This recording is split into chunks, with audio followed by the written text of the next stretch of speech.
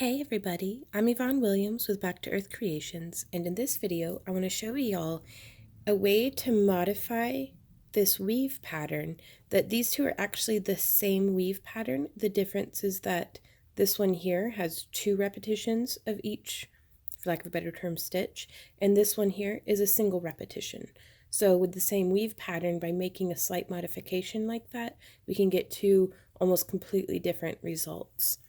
So I'm weaving with a 28 gauge wire, and I have 5 18 gauge core wires kind of stacked next to each other. I've covered in other tutorials how to get to this spot, but this one was more of an intermediate tutorial kind of. So I'm presuming that y'all already know how to get here. If not, please check out my wire wrapping playlist here on YouTube, because that might hopefully be helpful to you. So to do this pattern here, let me zoom in for you so we can get a nice look. I'm going to take our 28 gauge and wrap around 2 of our core wires, bring it down next to itself, come up through the back between the first and second, and then I'm going to be wrapping around wires 2 and 3, just 1 repetition, and then coming up from the back between 2 and 3. Oh, let's try to stay in focus. And then wrapping around wires 3 and 4, coming up from the back between 3 and 4, and then wrapping around 4 and 5. See how they're kind of just right next to each other? And then we're going to wrap once around all 5, and then we're going to come up from behind. Sorry, I'm still getting used to this new phone camera. It just came up between 3 and 4. So isolating those top 2 wires. And then wrapping around, coming up between 2 and 3 to wrap around the next 2 in, and then coming up between wires 1 and 2. And just be slow and patient with yourself. There's no reason to rush through this. We're wrapping around the 2nd and 3rd wires now. And then just wrap around wires 1 and 2. And I really like this weave. They look kind of like almost like little wheat heads, or something like grass seed pods in a field. I really like it.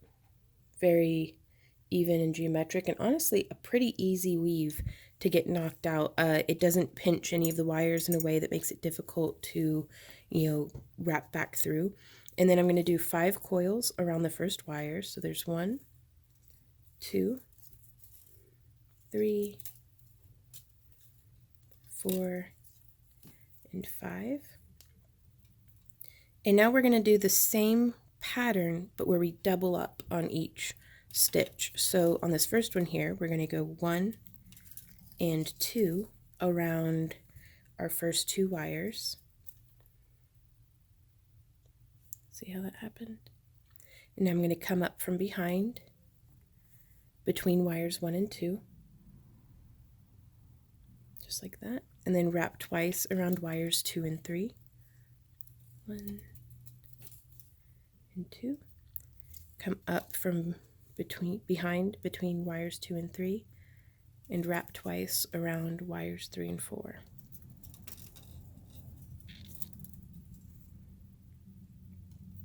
And then do that same thing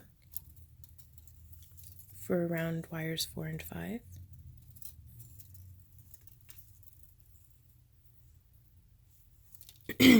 Kind of keep everything nice and smushed together. So there you can see, just by doubling up. Did I only wrap once? No, I wrapped twice around that one. It takes up more space along our core wires. So now we're going to wrap 1 and 2, which forces there to be a little bit more space right here between our first set and our center set. Whereas these guys, everything was all nice and smushed up together. And so now we're going to come through and isolating 2 wires from the top. 1, 2.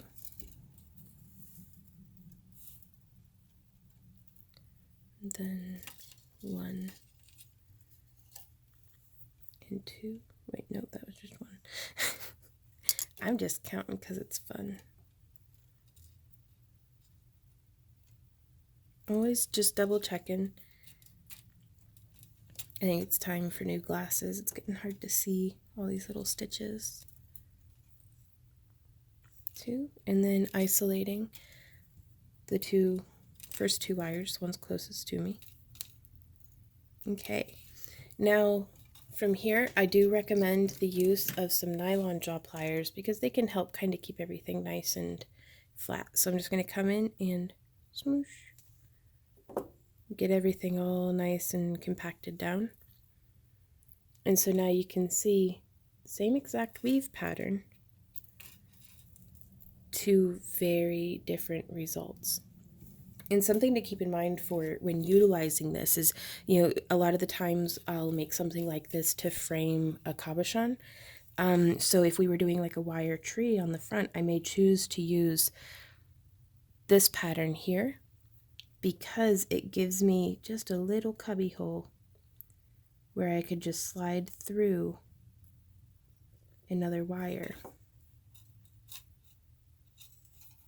Just like that, to attach different things. And then it also leaves us the gaps back here. A strategy that makes that really easy, like if you're planning ahead and want to do that, is to use a 26 gauge wire to weave your patterning, because then the gaps in between, where's something I can point with, not get my fingers in the way, these gaps here will be just a little bit wider, and it'll be quite easy to just slip a 28 gauge wire right through there. And then so you can just almost hand sew with the wire and add like a bead edge or splice in other pieces of wire wrapping. And we'll go over the applications of that in greater detail in future tutorials. But I just wanted to show this to you guys.